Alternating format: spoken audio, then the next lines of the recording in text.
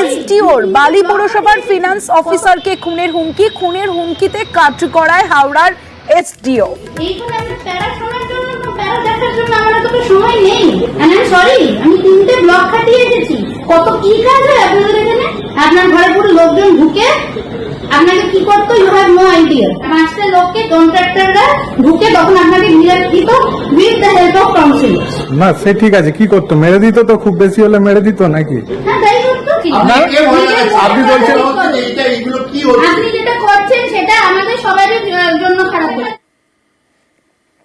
দেবাশিস চক্রবর্তী রয়েছে আমার সঙ্গে, দেবাশিসের সঙ্গে কথা বলবো। দেবাশিস, প্রশ্ন হলো কেন খুনের হুমকি একজন ফিনান্স অফিসারকে দিলেন এসডিও?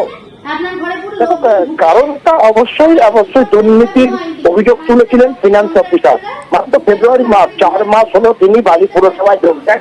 সেখানে তাকে 2 বছর ধরে পড়ে থাকা ফাইলে সাইন করতে বলেন তিনি হচ্ছেন এসডিও অমৃতা বর্মন রায়, অর্থাৎ তিনি হচ্ছেন বালি পুরসভার প্রশাসক, মুখ্য প্রশাসক। পাশাপাশি যে ছবি আমরা দেখতে পাচ্ছি তার পাশেই বসে রয়েছেন দেবব্রত পাল, তিনি হচ্ছেন বালি পুরসভার ইও অর্থাৎ এক্সিকিউটিভ অফিসার।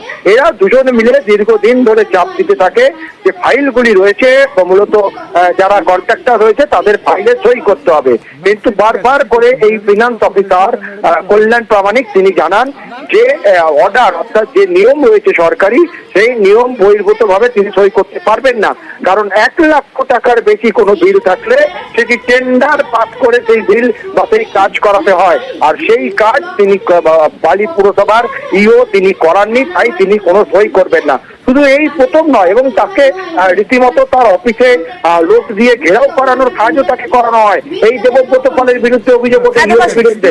এবং পাশাপাশি তাকে যখন তিনি সই করতে চান না তখন তাকে অফিসে দেখে কার্যত যে ছবি আমরা দেখতে পাচ্ছি, যে হুমকি চুর দেখতে পাচ্ছি, সেই অমৃতা বর্মন রায়, যিনি কিনা কয়েকদিন আগেই মুখ্যমন্ত্রী মমতা বন্দ্যোপাধ্যায় ক্ষোভের মুখে পড়েছিলেন এই এসডিওকেই প্রকাশ করেছিলেন মুখ্যমন্ত্রী কেন বাড়ি পুরসভায় কাজ হয় না।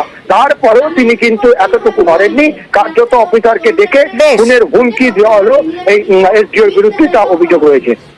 ঠিক আছে, কি করতো? মেরে দিত তো, খুব বেশি হলে মেরে দিত নাকি? এইখানে আমরা প্যারা শোনার জন্য প্যারা দেখার জন্য আমার তো সময় নেই। আমি সরি, আমি 3টে ব্লক কাটিয়ে এসেছি। কত কি কাজ হয় আপনাদের এখানে? আপনার ঘরে পুরো লোকজন ঢুকে আপনাকে কি করতো, ইউ হ্যাভ নো আইডিয়া। 5টা লোককে কন্ট্রাক্টররা ঢুকে তখন আপনাকে নিরাপ দিত with the help of councillor. না সে ঠিক আছে, কি করতো? মেরে দিত তো, খুব বেশি হলে মেরে দিত নাকি? হ্যাঁ তাই করতো। আপনি বলছেন আপনি যেটা করছেন সেটা আমাদের সবারই জন্য খারাপ করে। ওনার চেম্বারে ডাকা হয়েছিল, আমাকে ধমকি টমকি অনেক কিছু দেওয়া হয় এবং সেগুলোর প্রমাণও আমার কাছে আছে। আর ফলস চার্জ আমার এগেনস্টে আনা হবে যদি না আমি বিল ছাড়ি। ইভেন আমার বলা হলো যে এই সামনে যে সমস্ত অফিসাররা বা স্টাফরা আছে তারা কেউ আমার হয়ে কথা বলবে না, আমি একা বলে নিজেকে অনেকটা অসহায় লাগছিল। তো যাই হোক, আমি যেরকম লড়ছি এই লড়াই আমি চালিয়ে যাব। হাসপাতালে আক্রান্ত ডেপুটি